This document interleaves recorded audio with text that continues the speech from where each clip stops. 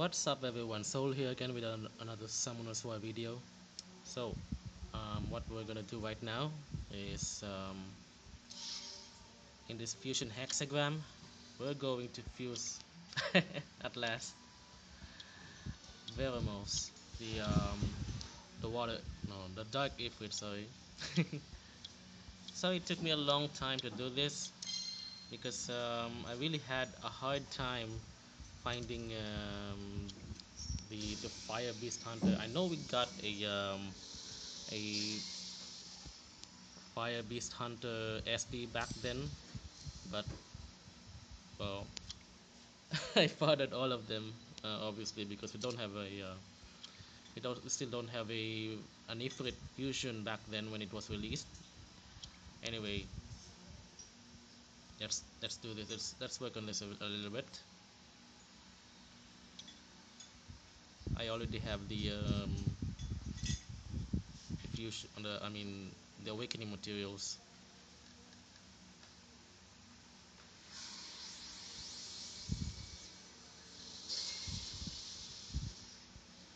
Cool.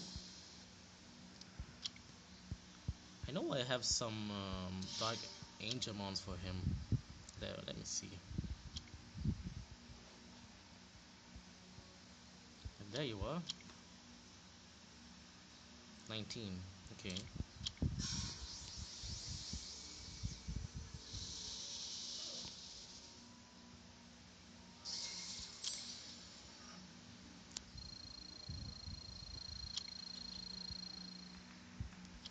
Okay. Um, I know I have some runes for him. Let's see. By the way, the best rune build for Veromos is Violent Focus, Speed, HP. So yeah. Oh, what the? No resistance. Don't give him resistance, guys. So this one.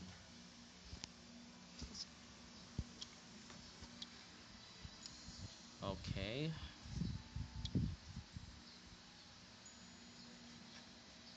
This one. I wonder. No, not this one. Say resistance.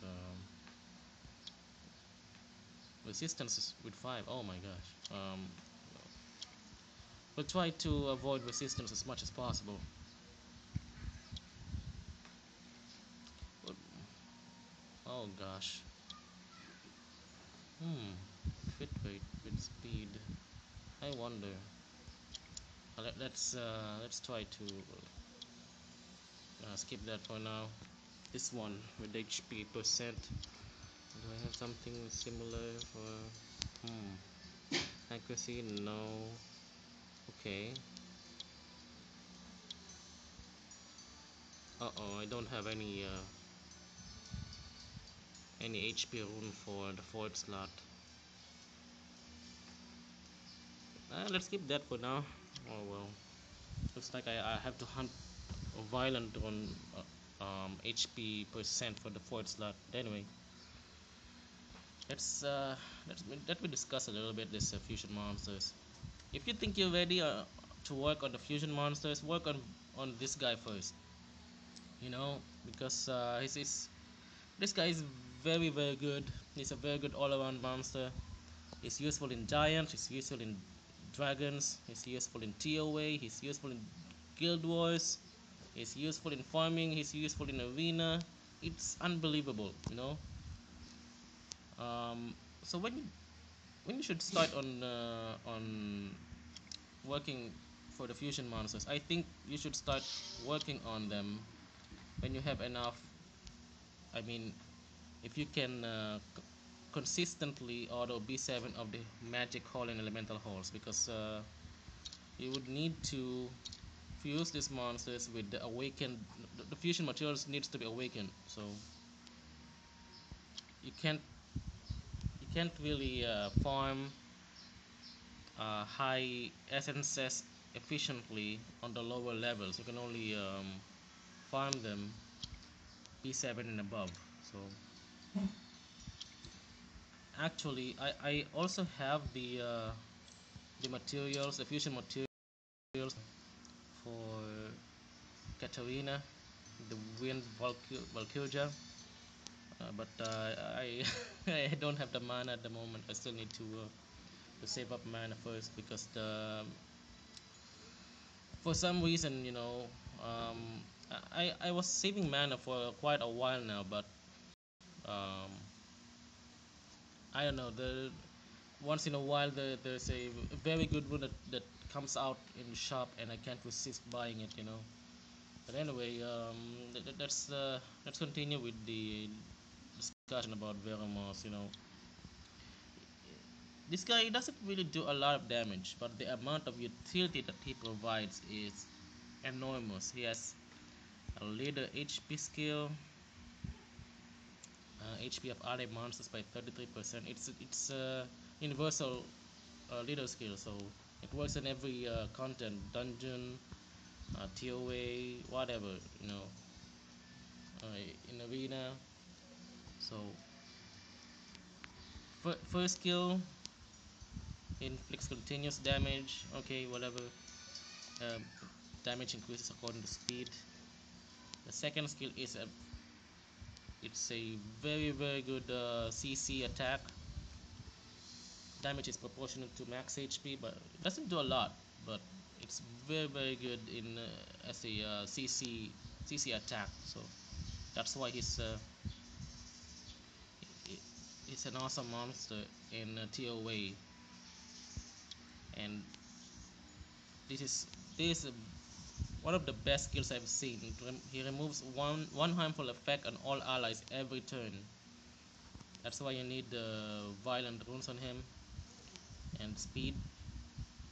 And also he feeds up on everyone's debuffs. I can't believe Come to US gave us a very good Nat 5 monster that's obtainable for everyone. So this is what it makes him so good. There's it's a he's actually a meta breaking character. He actually decommissioned. Well, he made the the bomb team obsolete in arena because of this skill. So, like I said, the best rune build for him: violent focus, speed, HP. Look for speed, HP percent, and accuracy substats. Violent energy is good as well, as long as you can get as much accuracy substats as possible. You need to have as much HP for him because he, his skills. The second skill is proportionate. The damage is proportionate to his HP. So he's really good in arena because he can be very tanky. He can CC and he cures debuffs. So he's unbelievable. Also, he can solo farm on health too if you need a farmer. Just avoid the resistance substats. That's why I can't put any resistance. But that's it if you're gonna use him as a farmer. But otherwise, if you have another dedicated farmer, resistance is not that bad. But avoid it as much as possible so he can be inflicted with debuffs and he can cure himself while healing it. So let's talk about Sigmarus. This is the guy that you should be fusing next after Veromos. If you want to start fusing 5-star monsters, this is the guy that you should start working on Veromos first, then this guy. This guy, um, he he actually fills up the gap that Veromos can fill, and that's damage. Because, like I said earlier, Veromos cannot really inflict um, nuke damage. So Sigmarus fills up that gap. Things that you need to know about him. Statistically, he has low HP. He has below average defense. He's pretty slow, 94 speed. but he has one of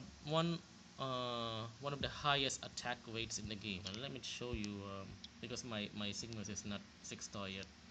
I'm going to show you his stat. Look at that, 988 attack. That's one of the highest attacks in the game, so it's no joke. It's no joke. 988. But look at his HP, 800, 8730. It's really low for a Nat 5 monster. So that's one of the things you need to know about him. It's also slow, 94 speed. Wow. So anyway, um, well, let's discuss his skills as well.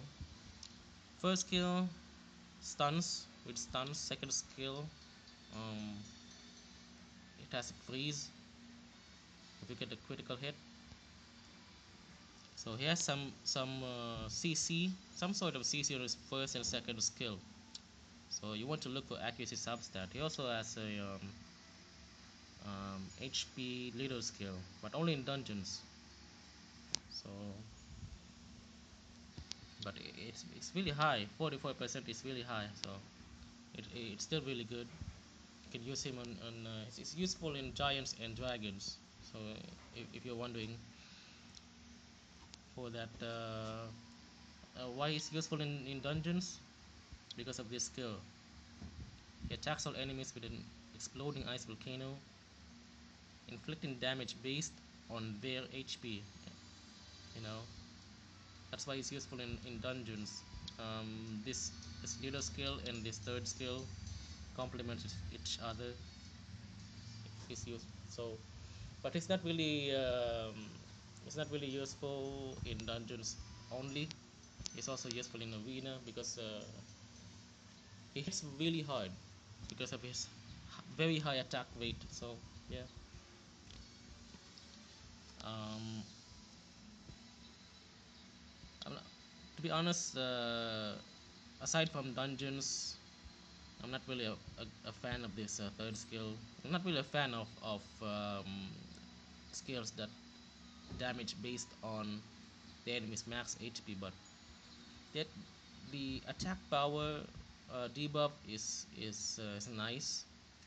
Also, this skill also scales pretty well with crit damage and attack, so it still hits hard, but not as much as say some very good, very strong monsters with good AOE, like let's say Julian or no, it's not comparable with Lucian. So yeah, but rune builds for him: Rage Blade for maximum damage potential, but you can also run him Violent Blade if you want him more per CC, so he can freeze or stun enemies. He can farm on Hell with Violent build, but he needs very good wounds in order to survive. I've seen people running him with Vampire in order to be used for farming, but it wastes his damage potential. So I I don't really recommend it, but it's your call. If you want him to use as a farmer, you want a safe option, then go for Vampire. But I'm not recommending it. I My own build for him right now is Rage Blade, but I might change to Violent Blade when I have maxed uh, his skill ups. So look for um, critical weight. Make his critical weight as high as possible. My critical weight right now is 58%. It's not really that good. Make it as much like 70%, at least 70%, because as far as I know, he has an awakened bonus of 15% additional critical rate, so it's not going to be hard. I just lack the good rage runes right now. So anyway, that's for Sigmus. I'm gonna discuss Katarina a little bit. I'm gonna fuse her later when I save up enough mana. Where is she? This one. Okay, Katarina. You can fuse her last because she really shines in arena and guild wars the most. So she's like an endgame monster than anything else. Um, well, you can use her in other game content like Highest Dungeons, but there are better monsters out there that she's not really gonna help out in these dungeons in like in giants, not in dragons because the um, element of disadvantage. I don't think she's gonna help much in giants either because well, she hits hard, but you know there are better monsters that it's more appropriate to use in giants like Veromos. So she's an endgame monster than anything else. Like I said, she's really good in arena and guild wars. She hits really hard, but you need to set it up. You know, this one is when an enemy dies, she automatically activates um, her second skill. His second skill attacks an enemy and recovers HP by 30%, and she gains no, that's not immunity. She gains invincibility for one turn when the enemy is killed. So that's wrong. But then anyway, this third skill is what hits really hard. So defense is ignored when used in invincible state. So this second and third skill complement each other. Her leader skill is like whatever resistance, meh, you know. Chloe is her best fighter because you don't have to kill an enemy first with the second skill before she can maximize damage on the third. It casts invincibility shield. She goes on a rampage with her third skill, kills a mob or two. That's how she is used. However, if you don't have Chloe, and I know a lot of people don't have Chloe because she's a natural 4-star monster. Neil is a very good substitute, the Light Fairy, and she's pretty easy to obtain because you just need to send the friend requests, no, not friend requests, friend invites through Facebook. Uh, you let me show you here and on the request tab. No, invite friend. Sorry. So yeah, invite friend. So yeah, uh, let's get back to Katarina. So in case you don't have Chloe, Neil is a very good substitute. However, you can't use Katarina on Avira defense or Guild War defense because the AI on Neil's invincibility shield is different than Chloe's. She seems to use it when someone's HP is below 50%. So yeah, if you have Chloe though, you can use Katarina on arena defense and Guild War defense. She gets a lot of flack for her third skill attacking random targets. This one is random, attacks randomly. So, but sometimes she even overkills the enemies. However, being a random attacker has its advantages. For one, you can't really tank a Katarina. You can't just put a water tank in there hoping that Katarina targets that tank so your nukers can kill her. No, you can't really do that for Katarina.